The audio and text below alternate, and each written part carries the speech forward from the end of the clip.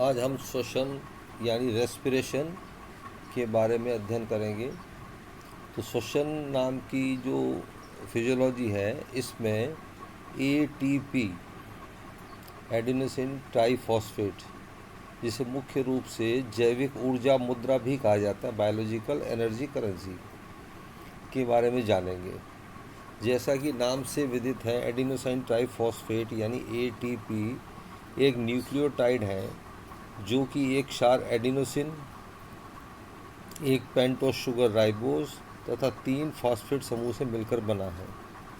3 phosphate समूहों में से आखिर 2 समूह उच्च ऊर्जा युक्त बॉन्ड से जुड़े रहते हैं। एटीपी के जल अपघटन से ऊर्जा मुक्त होती है जो कोशिका द्वारा विभिन्न कार्यों में प्रयुक्त कर ली जाती है।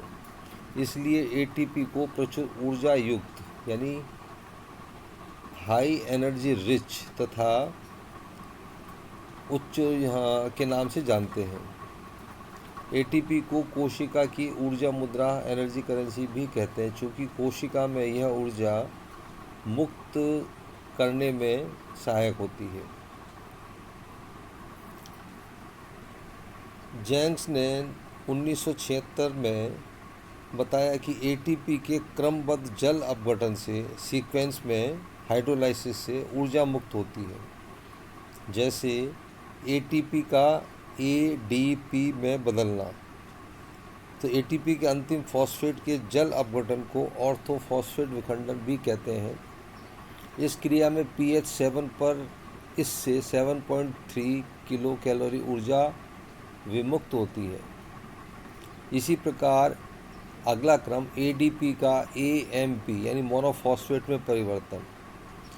इस क्रिया के तहत 7.8 किलो कैलोरी एनर्जी मुक्त होती है। अगले चरण में एएमपी का एडिनोसिन तथा इनऑर्गेनिक फॉस्फेट में परिवर्तन। इस क्रिया से 3.4 किलो कैलोरी ऊर्जा मुक्त होती है। तो कुल मिलाकर के एटीपी का एएमपी में परिवर्तन जब होता है तो कुल 10.9 किलो कैलोरी ऊर्जा मुक्त होती है। इसी कारण से इसको जैविक ऊर्जा मुद्रा या बायोलॉजिकल करेंसी भी कहा जाता है।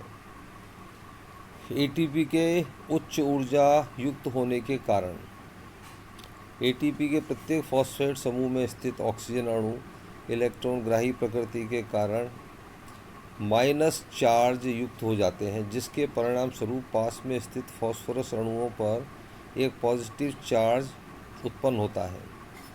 इसका यह अर्थ हुआ कि एटीपी के अणु में फॉस्फोरस अणुओं में धनात्मक आवेशों में इलेक्ट्रोस्टैटिक प्रतिकर्षण को रोकने के लिए तथा अणु को साथ स्थिर रखने के लिए ऊर्जा की आवश्यकता होती है। इस प्रकार उच्च इलेक्ट्रोस्टैटिक प्रतिकर्षण रिपल्सन को अत्यधिक ऊर्जा दूर कर सकती है, जो कि इन फॉस्फेट अणुओं में संग्रहित हो जाती है। जब एक फॉस्फेट समूह जल अपघटन द्वारा हटाया जाता है तब यही संग्रहित ऊर्जा विमुक्त यानी फ्री हो जाती है। जल अपघटन के रिएक्टेंट्स और प्रोडक्ट की अनेक अनुनादित रेजोनेंस फॉर्म होते हैं।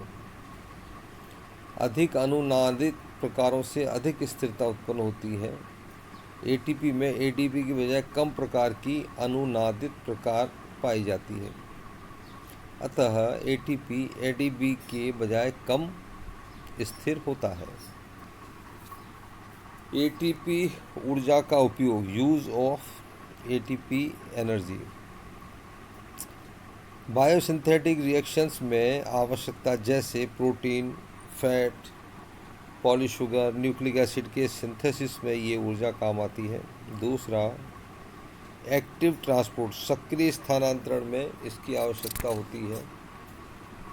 तीसरा, प्रोटोप्लाज्मिक स्ट्रीमिंग में आवश्यक। चौथा, जैव दीप्तिमान प्रक्रिया में इसकी आवश्यकता होती है। पांचवा, स्टोरेज एनर्जी, संग्रहित ऊर्जा के रूप में ये काम आती है। छठा, कोशिका विभाजन में इसकी आवश्यकता होती है। सातवां, कोशिकीय झिल्ली के जैव इलेक्ट्रॉनिक विभव यानी बायोइलेक्ट्रिकल पोटेंशियल का नियंत्रण करना। इस प्रकार हमने देखा कि किसी भी जीव के जीवित होने के लिए कुछ लक्षण की आवश्यकता होती है, और ये सभी लक्षण मुख्य रूप से जिसके द्वारा नियंत्रित कहें या क्रियाशील कहें, वो इकाई या वो एक चीज़ का नाम एटीपी होता है।